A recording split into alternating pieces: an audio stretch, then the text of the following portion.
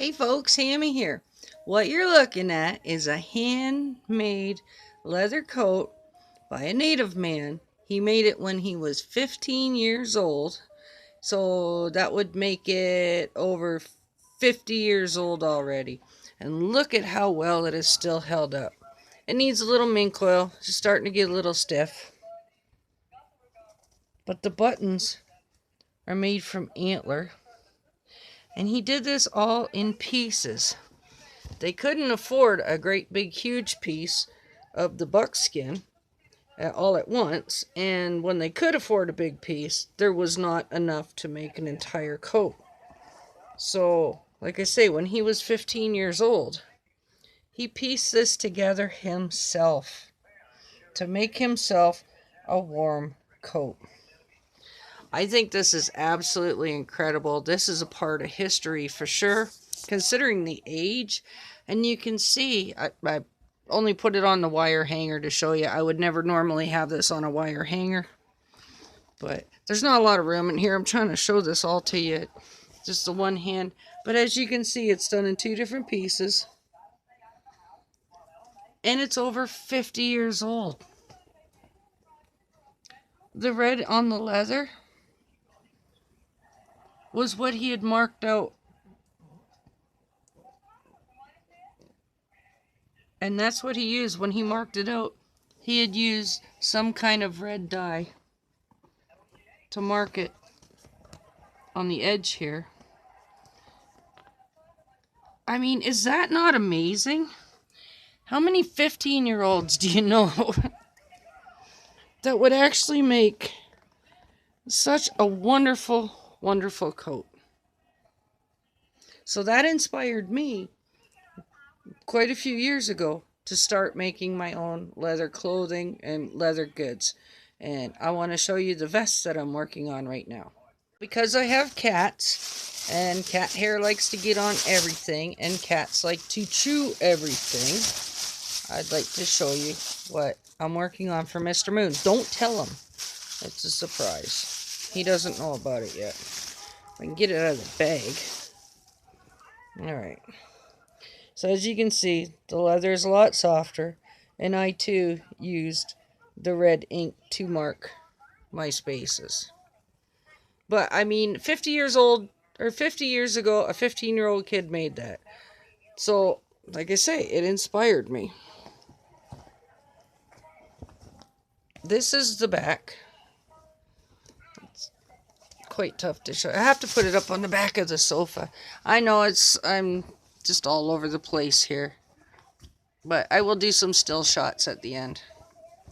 This is the back, and I joke about that being the bullet hole, but that's the back of the vest. A little bit wrinkly, but each hole has been punched and laced through all the way across. And as in the style of Kenneth's coat, which is now my husband's coat, he gifted it to him, and I thought that was just incredible.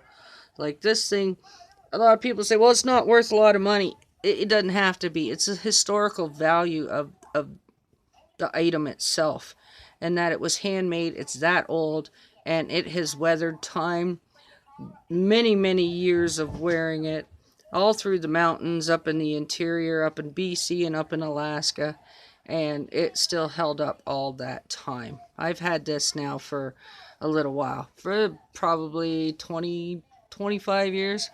And let me see, Kenneth would probably be in his 70s by now, actually. And so he made that when he was 15. Just a young buck, you know.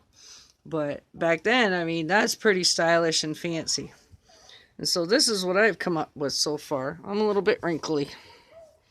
But then when I flip it over, if I can do this, I still haven't finished it yet. I don't know if I should put any beading on it. I don't think I will, because I want him to be able to wear it when he wants to wear it.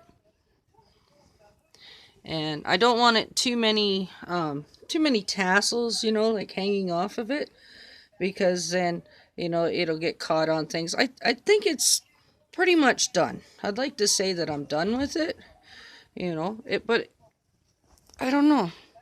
My stitches are pretty straight. I don't know, I think he'll be proud to wear it.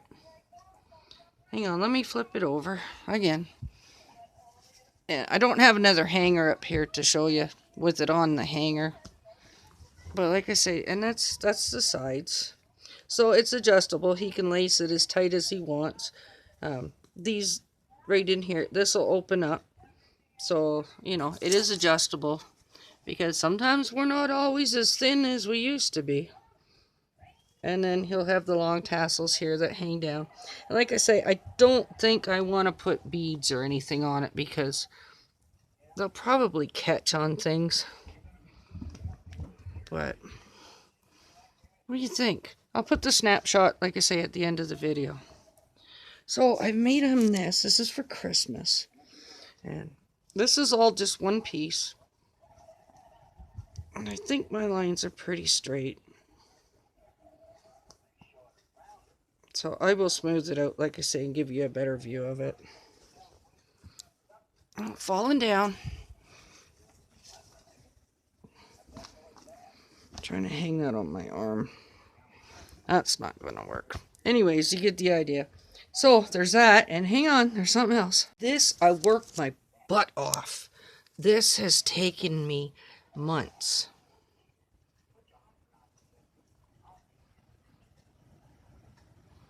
It's all beaded.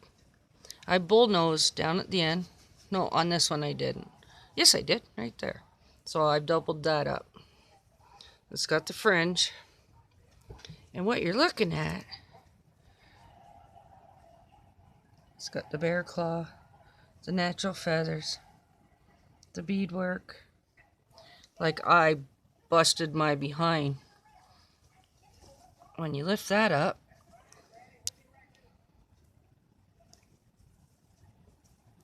and then the tie here is, I've made Mr. Moon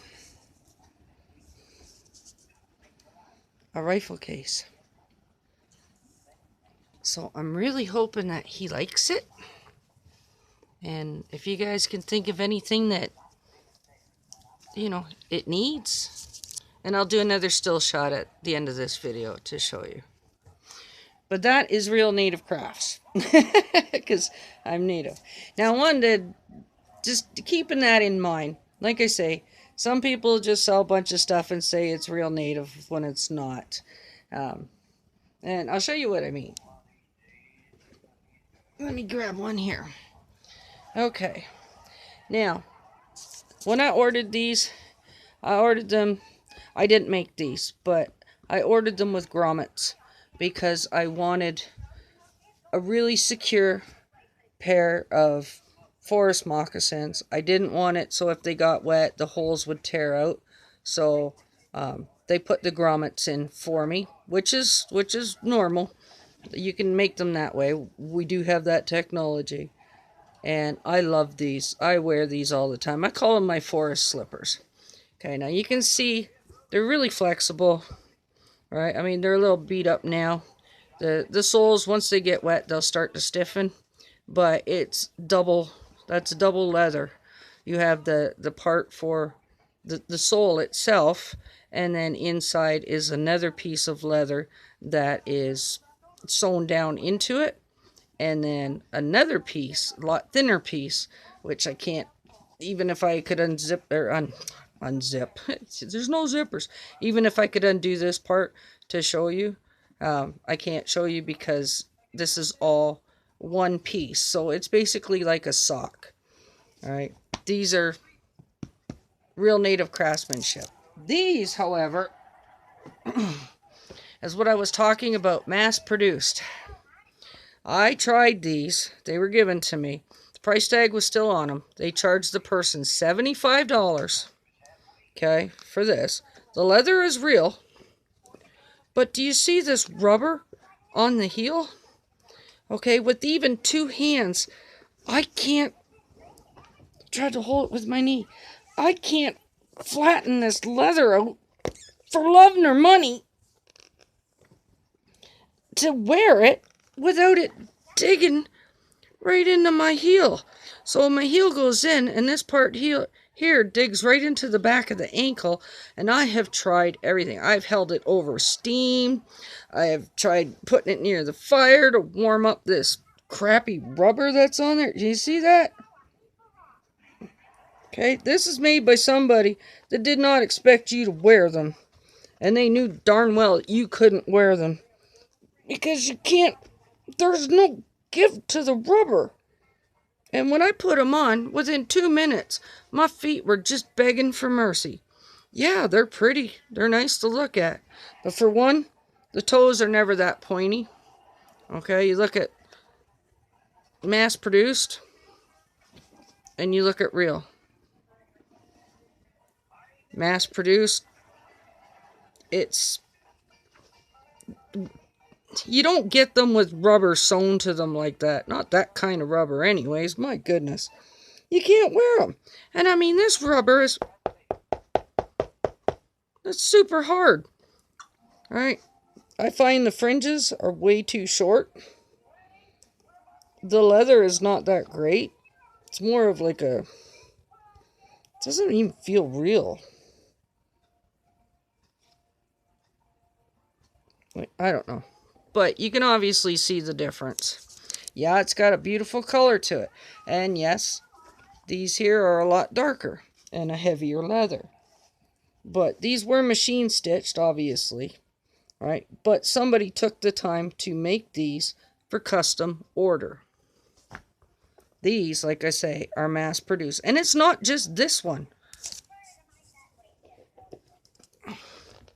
Here's the other one. Toes don't match. But the crappy rubber on the bottom. And the same thing. You can't get your foot in there. It doesn't stretch. It doesn't move. Like... And when I got these were in a bag. And like I said, the price tag was still on them. $75 somebody paid. And they couldn't wear them. And they gave them to me.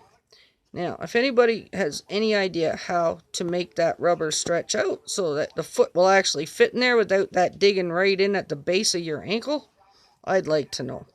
But that's the difference between real and mass-produced. As far as I'm concerned, these things are garbage. I'm going to try and recycle what I can off of them, but I don't know, maybe I can cut the rubber off. I doubt it. It's probably on there with like some kind of heavy-duty glue. Like, look at the toe doesn't even match. There you go. The toe doesn't even match on the rubber. Like, whose bright idea was that? Most definitely not mine. So, just beware. Like I say, when you're buying stuff, all right? It's like, look at that. That... You can't get your foot in there. And like I say, I tried. It wasn't for lack of effort, that's for sure. They don't match. Same as this one. Let's see with the toe. No, look at how far the toe sticks over. Who wants to walk with their toes right near the end and keep sliding off the rubber sole? So these are absolute garbage. Don't waste your money.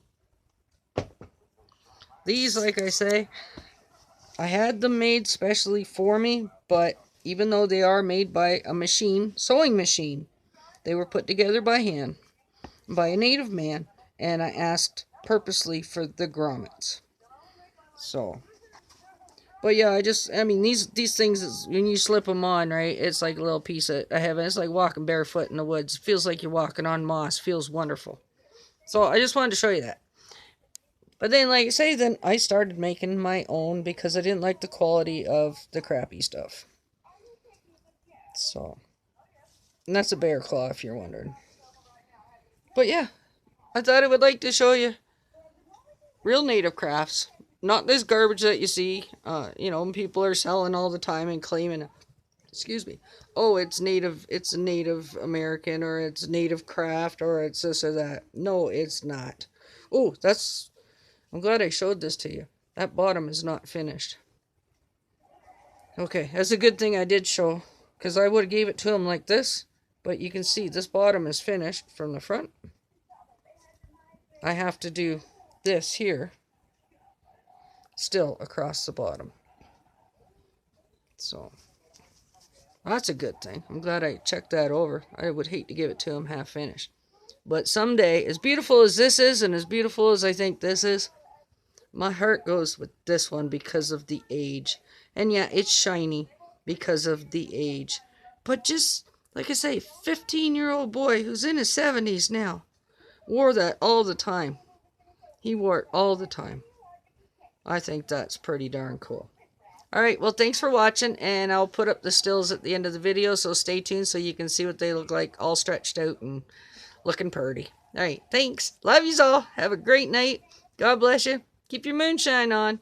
And remember, you too can learn how to tell the fakes from the reals. I did pretty good on that. That's not too shabby. Alright, okay, I'll stop tooting my horn.